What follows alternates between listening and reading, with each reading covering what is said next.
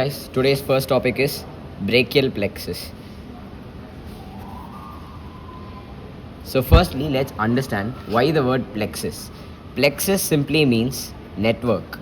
Here is not a single nerve that we are talking about. It's a group of nerves intertwined. That's why I call it plexus. And why brachial? Because this group of nerve or the network of nerves that's intertwined together is going to supply your upper limb. That's why it's called brachial plexus, because the upper limb has two components, your arm and forearm. An arm scientifically is called as brachium and forearm is called as antebrachium. That's why the term brachial plexus, because it supplies brachium and antebrachium. So now we understood why brachial plexus in the first place. Now let's get into the definition of brachial plexus. To define brachial plexus, first of all, I told it's a network of nerves. Network in the sense it has to comprise few or more nerves. So I define brachial plexus as a network of nerves. The network of nerves formed by this network is formed by some group of nerves. They are the ventral rami of C5, C6, C7, C8 and T1. Now what is ventral rami? If I take a cross section of the spinal cord at any level, it presents a H-shaped grey matter, central grey matter and peripheral white matter. Now whatever is there ventrally or in the front anteriorly is called the ventral horn. It is going to have motor neurons, and posteriorly you are going to have the dorsal horn that's going to have sensory neurons. Now all these axons will join and come out in the white matter of the spinal cord and continue as the ventral root. Similarly behind you'll have the dorsal root. Now this joins to form a one single spinal nerve. Now this single spinal nerve is going to further divide into a ventral and dorsal rami. Rami simply means a branch, extra branch that's given off. That which comes in the front is called the ventral rami. Whatever is there behind the dorsal rami is just going to supply your back. They don't take part in formation of any plexus or network. They simply go and supply the back. But the nerves that's present ventrally, the ventral rami, C5, C6, C7, C8 and T1 is going to join and form the brachial plexus. Now a small variation in the brachial plexus, I call it the pre or the post fixed brachial plexus. What does the term pre or post fixed means? Pre means before, post means one step ahead. So if I told you brachial plexus is formed by C5, C6, C7, C8 and T1. Now if I consider one component above, that will be C4. One below, that's T2. Now if I told normally it's only C5 to T1. Now if there's a contribution from C4, I call it as prefixed. Now C4 is not there. You have an extra contribution from T2. I call it as post-fixed brachial plexus. Now let's get into the formation of brachial plexus. As I already told, the brachial plexus is formed of C5, C6, C7, C8 and T1. Now these are going to be called the roots of the brachial plexus. So now the components of the brachial plexus. The first thing, it starts as the roots. The smallest or the root level component is the roots. C5, C6, C7, C8 and T1 spinal nerves, the ventral rami that joins, already told. This is the first component. Now C5 and C6 is going to join and form the upper trunk of the brachial plexus. C7 continues as the middle trunk. C8 and T1 joins to form the lower trunk of the brachial plexus. These are the trunks, roots forming trunk. Imagine a tree. The first was roots. Second component is trunk. Now each trunk has an anterior and posterior division. Okay. Now the third component is divisions. Okay. Now the anterior division of the upper and middle trunk is going to contribute to the formation of lateral cord. So the anterior division of the lower trunk will form the medial cord. And all the posterior division from all the trunks will join and form the posterior cord. So the fourth component is cords. Lastly, each cord is going to give its own branches. So 5 components: roots join to form the trunk, then division, then cord. 3 cords are there, then you got branches. Now each cord is going to give few branches. There's mnemonic for lateral cord is LML, that's lateral pectoral nerve, lateral root of median nerve and musculocutaneous nerve. Posterior cord, you've got the mnemonic ultra, upper and lower subscapular nerve. Thoracodorsal nerve is important because it's also called as nerve to latissimus dorsi. It's going to supply the muscle in the back. Thoracodorsal or nerve to latissimus dorsi, radial and axillary nerve. And the medial cord, you got the mnemonic 4M and 1U. U is for ulnar nerve, EC. 4M. 1 here was lateral pectoral. So here you'll have medial pectoral nerve. lateral root of median nerve, so it's medial root of median nerve. Then medial cutaneous nerve of arm and forearm. Done. And apart from this, you got some branches not coming from the cord, but elsewhere from the cord, elsewhere other than the cord. That's C5, C6, C7 will join and form the long thoracic nerve, better called as the nerve of Bell. This is the one that supplies your serratus anterior.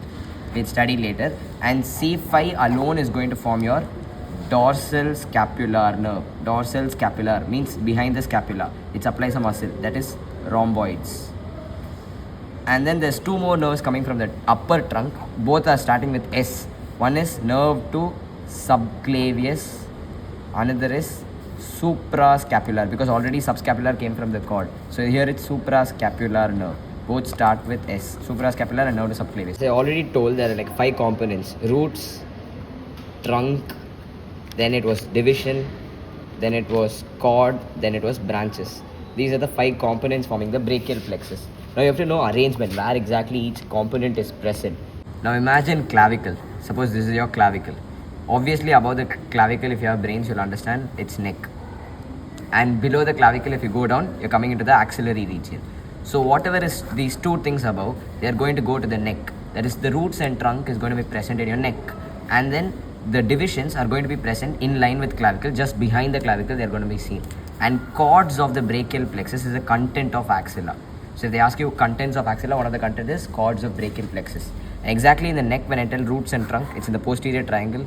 There's the inferior belly of omohyoid that comes, divides into a larger occipital and smaller subclavian triangle. Later you'll come across. So you'll be wondering why the term lateral cord, why the term medial cord, and why the term posterior cord. Lateral to what, medial to what, and posterior to what? You have to know that. So basically you already know that axillary artery has got 3 parts, first, second and third. It's the muscle that comes here, the pectoralis minor. It's going to cover the second part. Above that is your first part, below that is the third part, behind that is the second part. It is in relation to this second part, it's called the lateral, medial or posterior cord. For example, if the cord of brachial plexus is lateral to the second part of axillary artery, I call it as the lateral cord. Medial cord. Posterior to the second part is going to be called the posterior cord. The relation with the first and third part of axillary artery will change. That's immaterial. It's just based on the second part. That's a concept. Now, lastly, clinical significance. Now, let's go to the clinical significance. First clinical significance is Erb's palsy or Erb's paralysis. Both the same thing. This is also called the upper plexus injury. Why the upper plexus injury?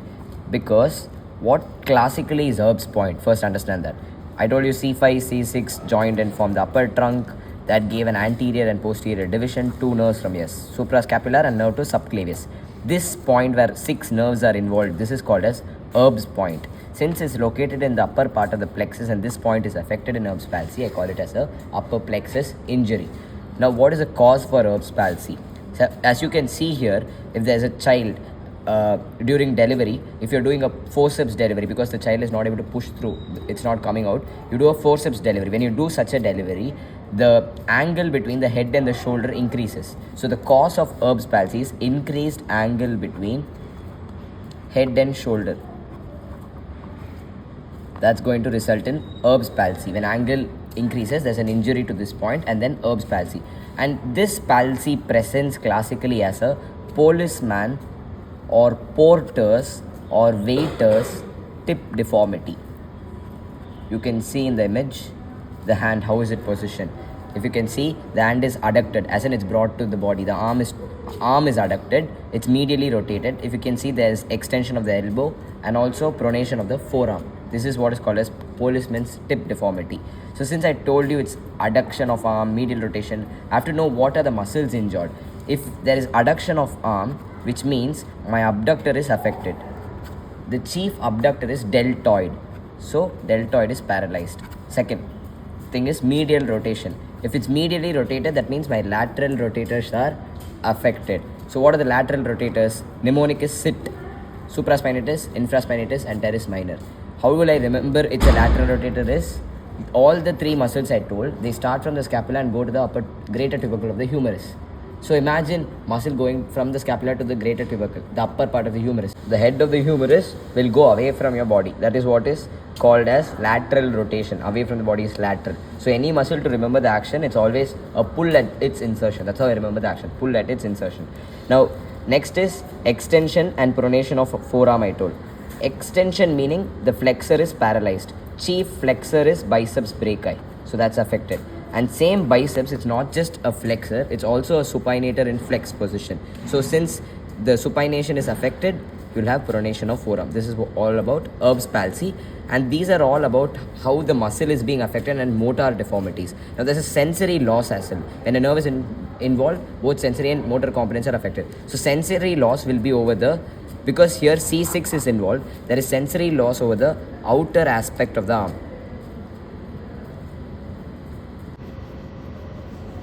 As you can see here, this is the dermatomal arrangement of the upper rib. Dermatome simply means this region of the skin is supplied by only one single spinal nerve. As in, this region is only by C6, this region only by C5, this region only by T1, and likewise. So since C6 is affected, the region supplied by that area of skin alone is going to have sensory loss. That's why outer aspect of the arm and the forearm is going to have sensory loss towards the outer aspect, opposite of Klumpke's paralysis, which we'll be discussing shortly.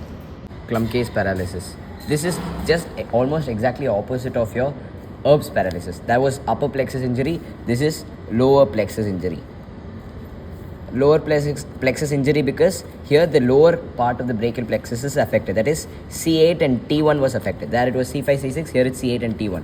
And in Erb's paralysis, I told there's an increased angle between the head and shoulder that causes your deformity. Here the angle between shoulder and the trunk is increasing.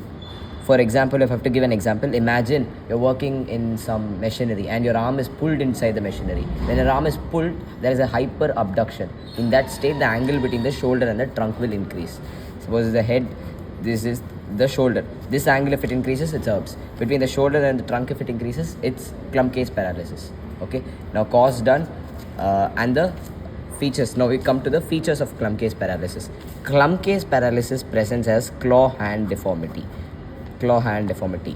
Claw hand is because here C8 and T1, these are the roots from which your median nerve and your ulnar nerve will come out. Now the C8 and T1 is affected here. If you know, C8 and T1 is what is going to contribute to the formation of the median and ulnar nerve, because I told the posterior cord the medial cord MPAR4U mnemonic, that's where the median and ulnar nerve is coming, and these are the nerve that's going to supply the intrinsic muscles of the hand.